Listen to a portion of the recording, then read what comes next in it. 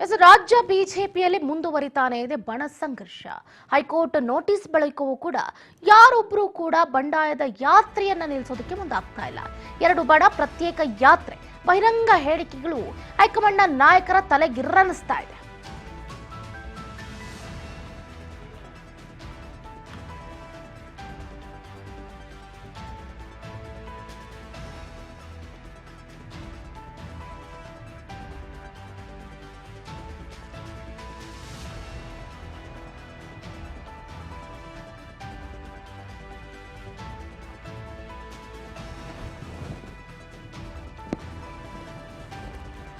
High command ಎಚ್ಚರಿಕೆ ಕೊಟ್ಟರೂ ಕೂಡ ಕ್ಯಾರೆ ಅಂತ ಇಲ್ಲ.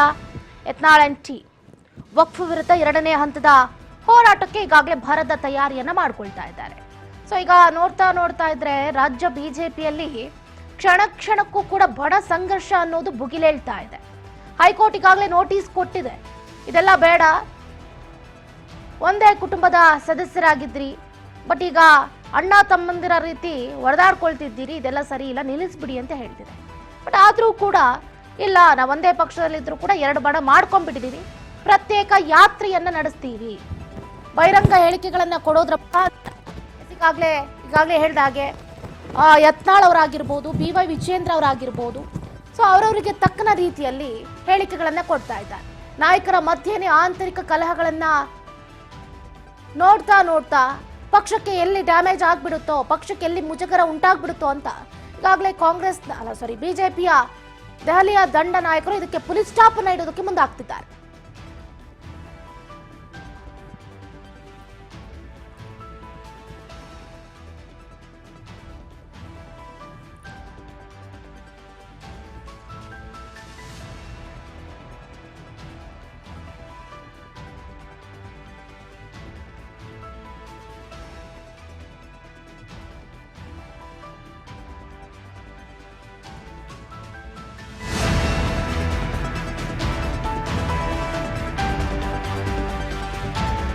ಚರ್ಚೆ ಹೆಚ್ಚಾಗ್ತಾ ಇದೆ.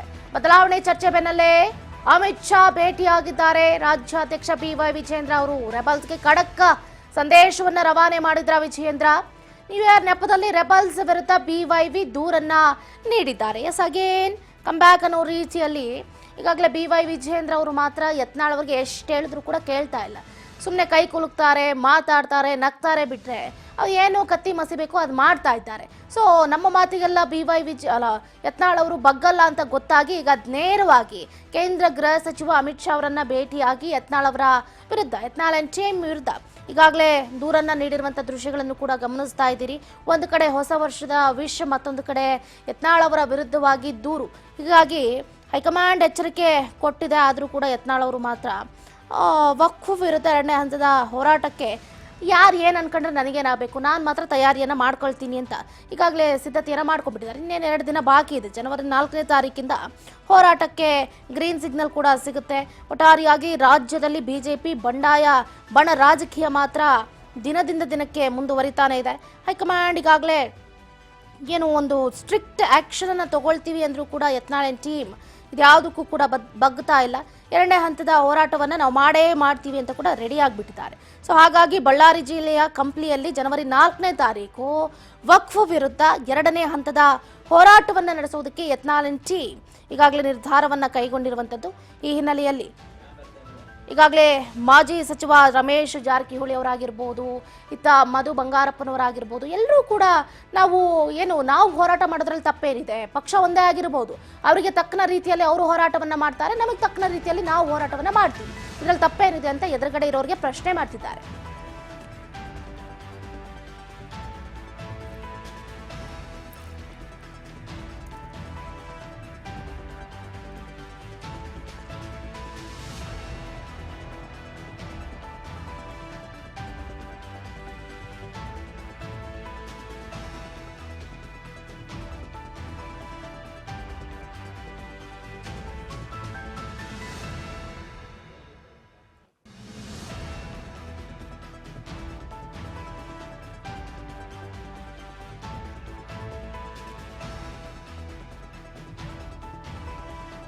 ಆದರೆ ಇದಕ್ಕೆಲ್ಲ ರೆಬಲ್ ನಾಯಕರುಗಳು ಮಾತ್ರ ಸಹಕಾರ ಕೊಡ್ತಾನೆ.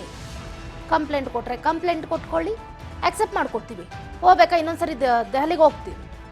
ರೆಬಲ್ ಟೀಮ್ನ 2ನೇ ಹಂತದ ಪ್ರತ್ಯೇಕ ಹೋರಾಟಕ್ಕೆ ಈಗಾಗಲೇ ರೆಡಿ ಆಗ್ತಾ ಇದ್ದಾರೆ, ತಯಾರಿ ಮಾಡ್ಕೊಂಡ್ಬಿಟ್ಟಿದ್ದಾರೆ. ಕೇಂದ್ರ ಗೃಹ ಸಚಿವ ಅಮಿತ್ ಶಾ ಗಮನಕ್ಕೆ ಈಗಾಗಲೇ ರಾಜ್ಯಾಧ್ಯಕ್ಷ BY ವಿಜೇಂದ್ರ ಅವರು ಆಗಲೇ ತಂದರೂ ಕೂಡ ನೋ ಪ್ರಾಬ್ಲಮ್ ಅನ್ನೋ ರೀತಿಯಲ್ಲಿ ವರ್ತನೆ ಮಾಡ್ತಿದ್ದಾರೆ. ಹಾಗಾಗಿ ಜನವರಿ 4ನೇ ತಾರೀಕಿಂದ ಬಳ್ಳಾರಿಯಲ್ಲಿ ಪ್ರತ್ಯೇಕವಾಗಿ ಹೋರಾಟವನ್ನು ನಡೆಸುವುದಕ್ಕೆ ರೆಬಲ್ ಟೀಮ್ ಈಗಾಗಲೇ ರೆಡಿಯಾಗಿರುವಂಥದ್ದು.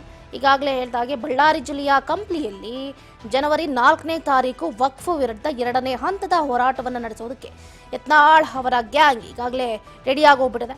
ಹೀಗಾಗಿ ಮಾಜಿ ಸಚಿವ ರಮೇಶ್ ಜಾರಕಿಹೊಳಿ ಹಾಗೆ ಮಾಜಿ ಶಾಸಕ ಕುಮಾರ್ ಬಂಗಾರಪ್ಪನವರು 3 ದಿನಗಳ ಹಿಂದೆ ಅಷ್ಟೇ ಬಳ್ಳಾರಿ ಮತ್ತು ಹೊಸಪೇಟೆಗೆ ಭೇಟಿಯನ್ನು ನೀಡಿ ಸಿದ್ಧತೆ ಪರಿಶೀಲನೆಯನ್ನು ಕೂಡ ಮಾಡಿಬಿಟ್ಟಿದ್ದಾರೆ.